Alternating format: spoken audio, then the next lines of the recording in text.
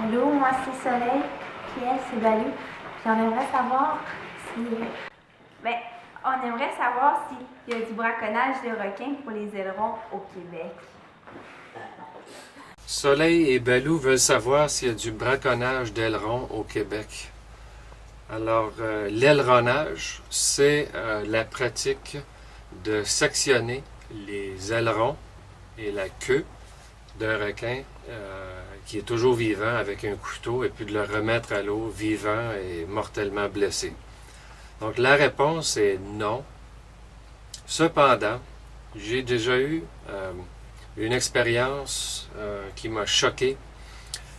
Ici même à Baie-Comeau, en 2005, on a trouvé une carcasse de requin qui avait été aileronnée dans la baie des Anglais. Donc le requin ne présentait aucune autre blessure que d'avoir perdu tous ses ailerons et sa queue qui ont été prélevés par quelqu'un, de toute évidence, avec un couteau. Ça m'a beaucoup surpris parce que c'est illégal de faire ça au Canada depuis 1994, donc presque 20 ans. Il n'y a pas vraiment de marché pour ça ici, du fait que c'est illégal. Donc quelqu'un qui voudrait faire ça aurait beaucoup de difficultés à s'en départir des ailerons. Donc, peut-être est-ce qu'il s'agissait à l'époque d'une tentative futile de faire de l'argent rapidement, parce que les ailerons, c'est quelque chose qui vaut très très cher sur le marché noir, mais aussi dans des marchés qui sont légaux ailleurs dans le monde. Alors non, il n'y a pas d'aileronnage qui se fait ici, pas de façon officielle, et je serais très surpris que ce que j'ai vu une seule fois dans ma carrière ici à Baie-Comeau, et puis jamais ailleurs au Québec, soit une pratique courante. Donc j'ai vraiment l'impression que c'était un cas isolé. D'ailleurs, ça fait déjà quelques années, on n'a plus jamais entendu parler de ça. Les pêcheurs que je connais, avec qui je travaille, parce qu'on travaille beaucoup avec les pêcheurs du coin, me disent tous qu'ils ne font pas ce genre de pratique-là, de braconnage, encore moins du braconnage. Alors je ne crois pas qu'il faut s'en inquiéter aussi au Québec. C'est plutôt un phénomène qui se passe ailleurs dans le monde, en eau internationale, où les différentes réglementations ne peuvent pas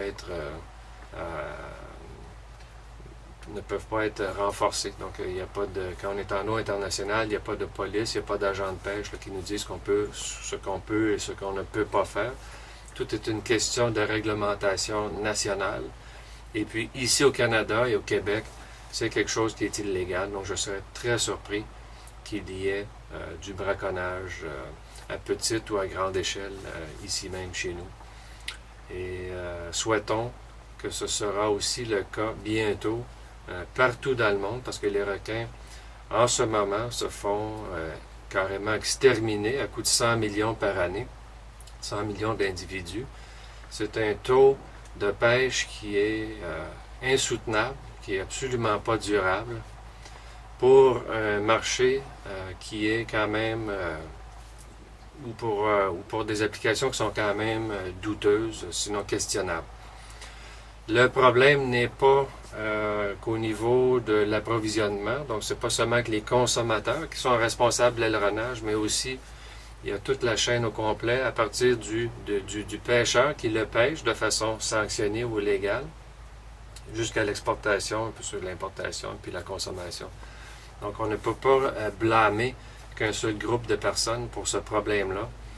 Il y a des gens qui sont impliqués dans les pêcheries de requins, sanctionnés, c'est-à-dire que c'est des pêcheries où les requins sont pêchés au complet. On ne garde pas que les ailerons, mais on récupère le requin en entier. Donc ces ailerons-là deviennent légaux. Mais il y a des requins qui sont pêchés comme ça, même ici au Québec, qui finissent par être exportés vers des marchés où l'aileronnage est toléré, sinon permis. Donc non, ça ne se passe pas ici.